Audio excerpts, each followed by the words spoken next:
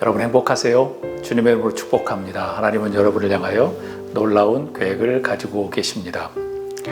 어떤 사람이 처음 가는 밤길을 혼자 걷고 있었는데 양쪽은 모두 높은 절벽이었습니다. 조심스럽게 발을 딛고 걷는데 실수로 헛발을 딛고 말았지요. 천신만고 끝에 그는 간신히 나무 뿌리를 잡고 매달리게 되었습니다. 기적적으로 위기를 모면한 그가 소리를 치며 구원해달라고 외쳤지요. 밤늦게 그의 목소리를 들을 수 있는 사람은 아무도 없었습니다. 손과 팔의 힘이 점점 빠지기 시작했고요. 그래서 도저히 견딜 수가 없게 되었습니다. 떨어져서 죽는 일밖에 남지 않았지요. 이제 삶을 포기하는 순간에 온갖 머릿속에서는 파노라마처럼 영화처럼 모든 기억들이 지나갑니다. 어린 시절부터 현재까지, 심지어 죽어서 장례식 모습까지 지나갔습니다. 드디어 그는 악 소리를 치며 나무 뿌리를 놓았습니다. 꽝! 꽝! 그런데 이게 웬일입니까? 수십 미터 낭떠러진 줄 생각했던 그곳이 겨우 털썩 하고 발이 땅에 닿았는데 불과 1, 2m 밖에 되지 않는 높이였습니다. 손만 놓으면 떨어져 죽을 줄 알고 겨우 1, 2m 높이의 곳에서 밤새도록 나무 뿌리를 잡고 두려워 떨고 있었던 것이었습니다. 사랑하는 여러분, 지금도 우리 주변에는 그것을 놓기만 하면 죽을 것 같은 그런 두려움, 그런 어떤 fear, 그런 어떤 불안들 속에서 우리는 살아가고 있습니다. 그래서 세상에서 매달려 있고 살진 않나라는 생각을 해봅니다.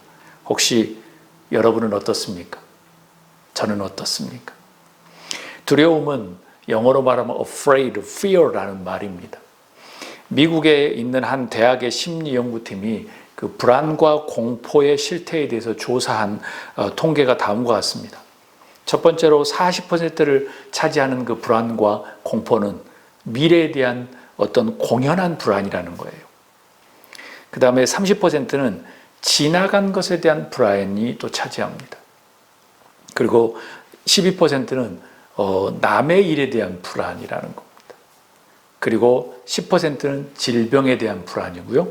그 다음에 걱정할 만한 것에 대한 불안, 타당한 불안은 8%에 불과했다고 합니다. 그런데 참 흥미로운 것은 우리 가운데 일어나는 두려움의 대부분은 일어나지 않는 불투명한 미래에 대한 두려움이라는 것이에요. 저를 보더라도 그런 것 같습니다. 요즘에 제가 두려워하거나 조금 힘들어하는 면들도 보면 지금이 힘든 것이 아니라 앞에 일어나지 않는 것에 대한 어떤 두려움과 공포가 있지 않나라는 생각을 해봅니다. 일어나서 두렵다, 이런 것이 아니라 일어날 것 같은 것이 두려운 경우가 대부분 많다는 거예요. 여러분은 어떤 두려움이 있습니까? 요즘에 어떤 두려움과 걱정거리를 가지고 살아가십니까? 다 함께 1절, 2절을 읽도록 하겠습니다. 아브라함이 거기서 네게브 땅으로 옮겨가 가데스와 술 사이에 그랄에 거류하며 그의 아내 사라를 자기 누이라 하였으므로 그랄 왕 아비멜렉이 사람을 보내어 사라를 데려갔더니. 아멘. 오늘은 두려움이란 제목으로 하나님 말씀을 생각해 보려고 합니다. 아브라함은 마므레에서 네겝 지역으로 옮겨가서 가데스와 술 사이에 살았다고 오늘 말씀합니다. 아브라함은 그랄에 잠시 머문 적이 있는데 거기에서 아브라함은 자기 아내 사라를 사람들에게 누이라고 거짓말을 합니다. 그렇게 소개합니다. 그때 그랄 왕 아비멜렉이 사람을 보내어 사라를 데려갑니다. 꼭 아브라함이 기근을 피해서 이집트로 도망갔을 때, 피했을 때 이집트의 왕과 바로와 있었던 여러 가지 상황과 비슷합니다. 왜 아브라함이 네겝 지역으로 옮겨갔을까요? 가뭄도 없었는데도 말입니다. 그렇다면 어떤 이유에서 이주한 것일까요? 추측컨대 저의 추측입니다.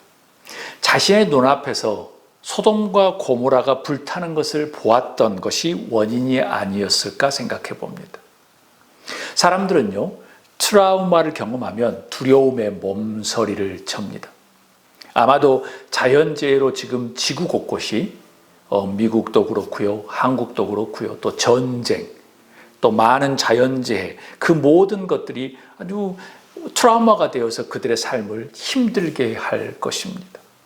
소중한 생명을 잃기도 하고 재산을 잃는 그들에게는 그런 트라우마가 우리가 그냥 생각하는 것을 넘어서서 아주 삶을 몸서리치게 이사할 수밖에 없을 정도로 만들지 않을까라는 생각을 해봅니다. 이주하는 도중에 그랄 지역에서 머물렀다고 말합니다. 그곳에서 아브라함이 자신의 아내인 사라를 누이라고 소개합니다. 그랄 왕 아비멜렉이 사라를 탐을 내서 데려오는 일이 벌어집니다. 이집트의 상황과 동일하게 이루어졌습니다. 다 함께 3절 4절을 읽도록 하겠습니다. 그 밤에 하나님이 아비멜렉에게 현몽하시고 그에게 이르시되 네가 데려간 이 여인으로 말미암아 내가 죽으리니 그는 남편이 있는 여자임이라. 아비멜렉이 그 여인을 가까이 하지 아니하였으므로 그가 대답하되 주여 주께서 의로운 백성도 멸하시나이까. 아멘. 하나님이 그날 밤 꿈에 아비멜렉에게 나타나서 사라를 건드리면 죽을 것이다 라고 말씀합니다.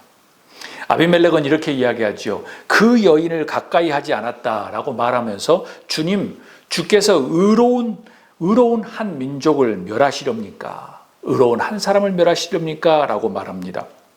자신의 죄를 범하지 않았다라고 말하는 것이죠. 자신은 문제가 없다. 자신은 아직까지 죄를 짓지 않았다. 억울함을 항변합니다. 5절 6절을 보겠습니다. 그가 나에게 이는 내 누이라고 하지 아니하였나이까. 그 여인도 그가 내 오라비라 하였사오니 나는 온전한 마음과 깨끗한 손으로 이렇게 하였나이다. 하나님이 꿈에 또 그에게 이르시되 네가 온전한 마음으로 이렇게 한 줄을 나도 알았으므로 너를 막아 내게 범죄하지 아니하게 하였나니 여인에게 가까이 하지 못하게 함이 이 때문이니라. 아비멜렉이 아브라함이 자신에게 한 행동에 대해서 하소연합니다. 아브라함이 저에게 저 여인이 자기의 누이라고 하지 않았습니까?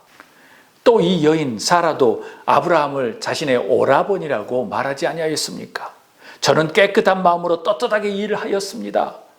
하나님의 꿈에 그렇다. 내가 다 안다. 깨끗한 마음으로 한 줄 안다. 그래서 너를 지키기 위해서 너를 죄를 범하지 않기 위해서 여인을 건드리지 말라고 하는 것이다 라고 말씀합니다. 자신은 깨끗한 마음으로 떳떳하다고 지금 항변을 합니다. 솔직히 아브라함과 사라가 먼저 잘못을 한 거예요. 아비멜렉은 잘못한 게 아니죠. 아비멜렉의 잘못이 아니에요. 아브라함의 부부의 잘못으로 무고한 아비멜렉이 곤경에 빠졌습니다. 하나님이 이 모든 것을 알고 계셨죠. 그래서 아비멜렉이 죄를 범하지 않도록 막아주셨습니다. 그런데 왜 아브라함과 사라가 그런 일을 하도록 하나님은 지켜보고만 있었을까요? 이것이 저의 질문입니다. 7절 말씀이 아주 중요합니다. 다 함께 읽도록 하겠습니다. 이제 그 사람의 아내를 돌려보내라. 그는 선지자라. 그가 너를 위하여 기도하리니 네가 살려니와 네가 돌려보내지 아니하면 너와 내가 속한 자가 다 반드시 죽을 줄 알지니라. 아멘. 도무지 이해가 되지 않는 장면이 나옵니다. 하나님이 아브라함을 나무라거나 꾸중하지 않습니다. 도리어 그는 선지자라고 말씀합니다. 타성서에서는 예언자라고 번역합니다. 그런 후에 말씀이 왜 하나님이 아브라함을 선지자라고 예언자라고 하신 이유를 알 수 있는 부분이 나옵니다. 너에게 탈이 나지 않게 하기 위해서, 너에게 무슨 죄라든가 무슨 탈이 나지 않기 위해서 아브라함이 기도할 것이라고 이야기합니다. 그리고 아브라함이 기도해주면 살 것이라고 하나님께서 말씀하세요. 이 말씀에 저는 초점을 맞추었습니다. 하나님은 잘못을 한 아브라함을 잘못되었다고 이야기하는 것이 아니라 이집트의 상황하고 다릅니다. 그는 예언자요 선지자라. 너가 탈나지 않기 위해서, 너가 잘못되지 않기 위해서 그가 기도하면 너가 살 것이라고 말씀합니다. 엄청난 능력 있는 사람이라고 이야기합니다. 그렇습니다. 아브라함의 기도는 멸망하는 소돔과 고모라에서 자기네 조카 아들과 같은 롯의 가족을 살려낸 엄청난 능력을 가지고 있었습니다. 여러분, 아브라함과 같이 기도하는 선지자, 기도하는 예언자, 기도의 중보자가 될 수 있기를 주님으로 축복합니다. 중보 기도의 능력을 썩히지 말고 기도의 능력을 발휘하는 여러분이 되셨으면 좋겠습니다. 그럼에도 불구하고 아브라함의 행동에 대해서 저는 의문점이 많습니다. 참으로 부끄럽기 짝이 없는 창피한 일을 아브라함이 범했기 때문에 그렇습니다. 이번이 이집트 때와 동일하게 있었던 두 번째 있는 일인 거예요. 두 번째, 분명히 아브라함의 신앙이 성숙되어져 있고 무엇인가 완성이 되어져 가고 있는 그 자리에서 또 다시 똑같은 어떤 죄를, 잘못을 범하고 말았기 때문에 그렇습니다. 고민을 했습니다. 왜 그랬을까? 고민을 많이 했어요. 혹시 이런 하나님의 메시지는 아니었을까 생각을 해보았습니다. 한번 따라해 보겠습니다. 아브라함도 두려워하는 연약한 사람이다. 아브라함도 두려움이 있는, 두려워하는 연약한 사람이라는 것을 우리에게 메시지로 주시려고 하는 것은 아니었을까?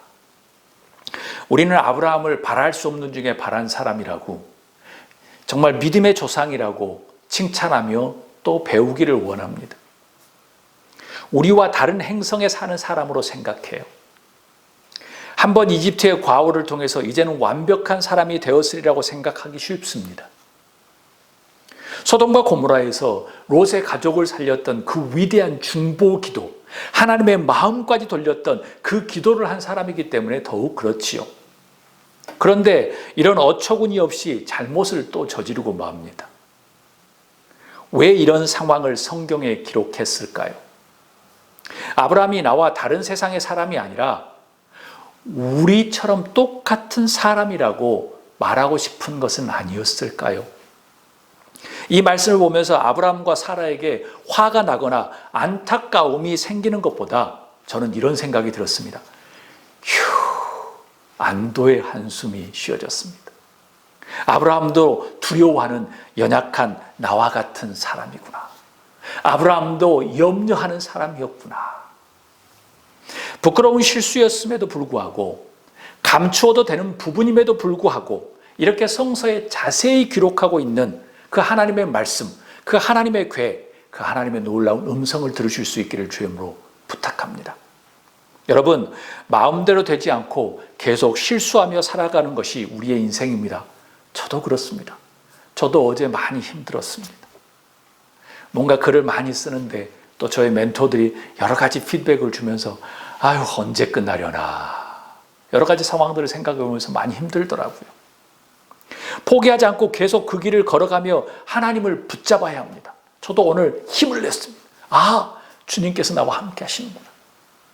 아브라함도 두려워서 자신의 아내를 누이라고 속였던 연약한 인간이었습니다. 저와 같은 연약한 인간이었어요. 우리와 똑같은 사람이라는 말씀이에요. 아브라함의 두려움이 잘 표현되어 있는 말씀입니다. 하나님은 담대한 척이 아니라 연약한 모습 그대로 그 모습을 받기를 원하십니다. 여러분, 하나님 앞에 연약한 모습 그대로 나아가는 여러분이 되기를 주님으로 소망합니다. 8절에서 10절을 보도록 하겠습니다. 아비멜렉이 그날 아침에 일찍 일어나 모든 종들을 불러 그 모든 일을 말하여 들려주니 그들이 심히 두려워하였더라. 아비멜렉이 아브라함을 불러서 그에게 이르되 네가 어찌하여 우리에게 이렇게 하느냐? 내가 무슨 죄를 네게 범하였기에 내가 나와 내 나라가 큰 죄에 빠질 뻔하게 하겠느냐?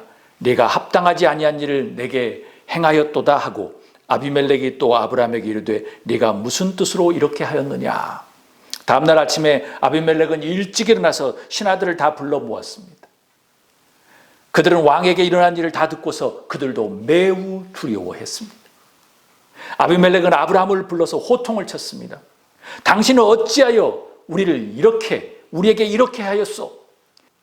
내가 당신에게 저질렀기에 나와 내 나라가 이 크나큰 죄에 빠질 뻔하였느냐 말이요. 당신은 나에게 해서는 안 된 일을 한 것이요. 아비멜렉이 또 아브라함에게 말하였습니다. 도대체 이런 일을 저지른 이유가 뭐요? 라고 말합니다. 아비멜렉의 말을 듣고 있으면 많이 놀랐겠다라는 생각을 해봅니다.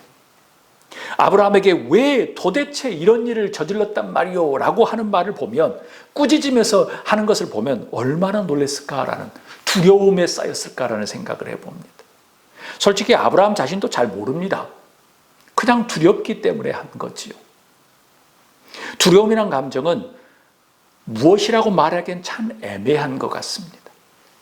잘 보이지 않는 감정이 아브라함에게 씻을 수 없는 모욕감을 주었고요. 또 아비멜렉 왕에게 생사와 멸망의 기로에서 위험에 빠뜨립니다. 이 두려움이라는 감정은 바로 이런 것입니다. 스페인 왕 가운데 페르디난도 5세라는 왕이 있었는데요.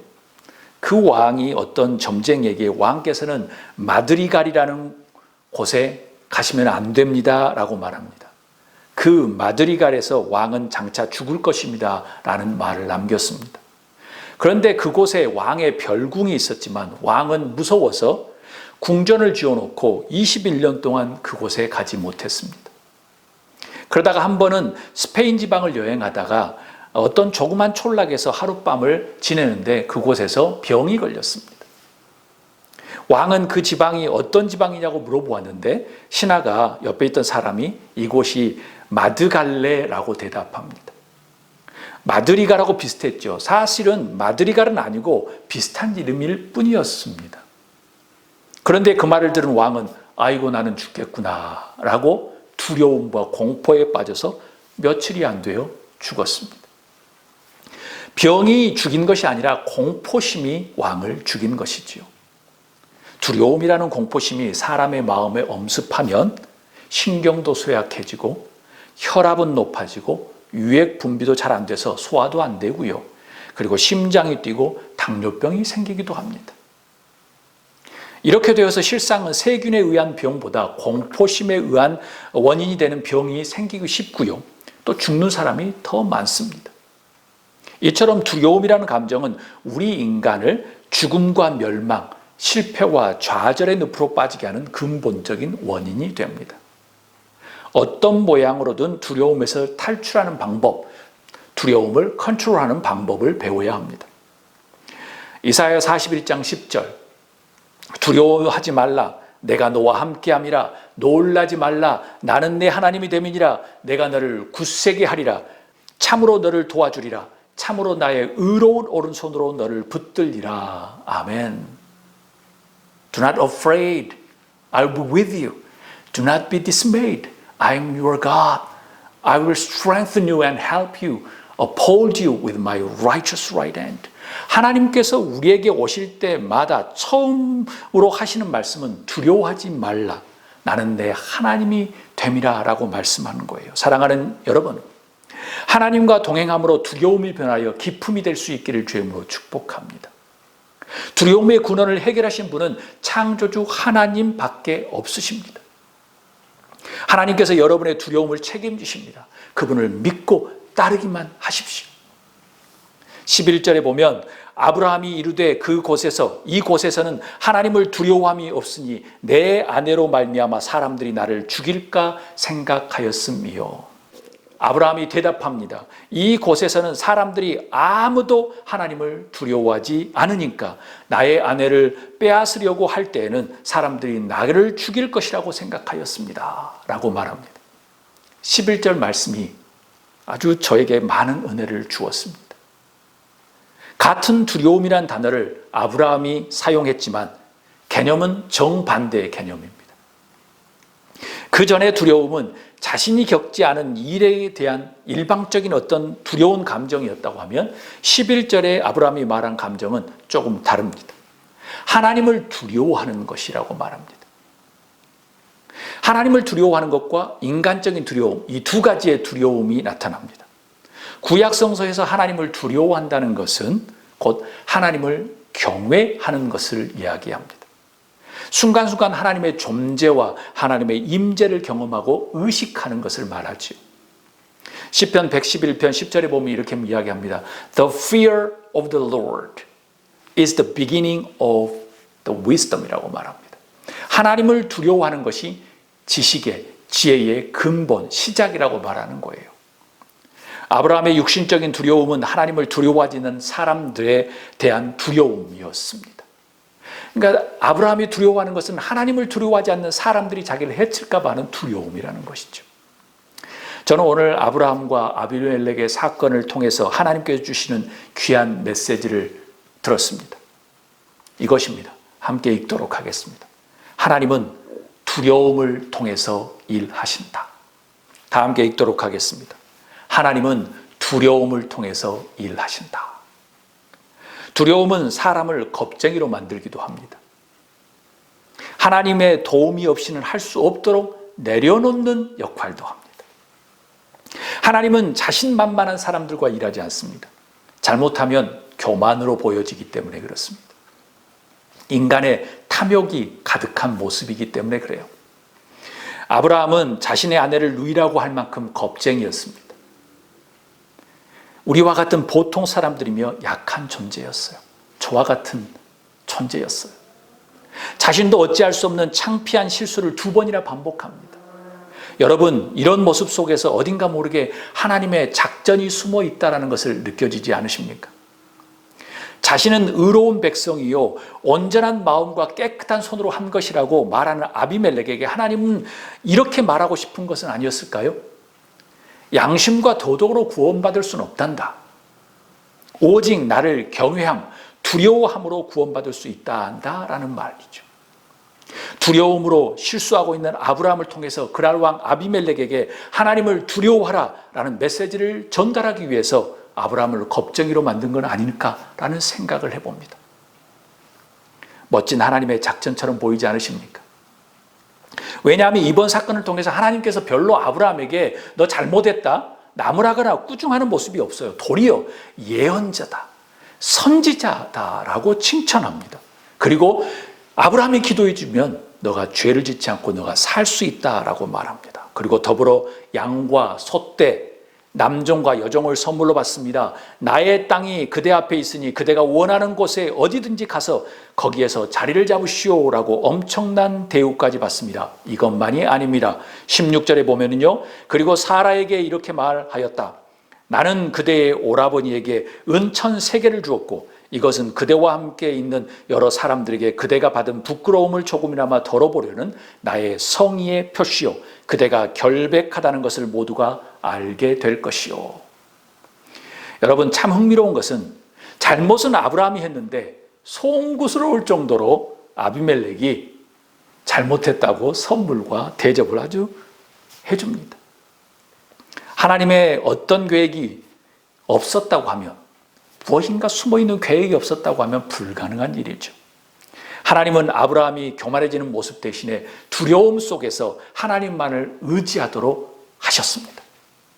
그리고 하나님을 경외하는 마음을 가지는 삶을 살기를 원하셨습니다. 그래서 하나님의 경외하는 마음이 없는 그 사람들 옆에 갔을 때 두려움을 느꼈다는 거예요. 그렇게 하나님을 경외하는 삶을 살라고 또한 그 후에 엄청난 상급과 역사를 보여주셨습니다. 17절, 18절 말씀 보겠습니다. 아브라함이 하나님께 기도하니 하나님이 아비멜렉과 그의 아내와 그의 여종들이 다시 아이를 가질 수 있게 태를 열어 주셨다. 아비멜렉이 아브라함의 아내 사라를 데려간 일로 주께서는 전에 아비멜렉 집안의 모든 여자의 태를 닫으셨었다. 심지어는 잘못과 창피한 일은 아브라함이 했는데 영적인 권위로 아비멜렉 집안의 자손을 낳게 하는 결정권까지 아브라함에게 주었습니다. 아브라함에게 기도의 능력이 있죠.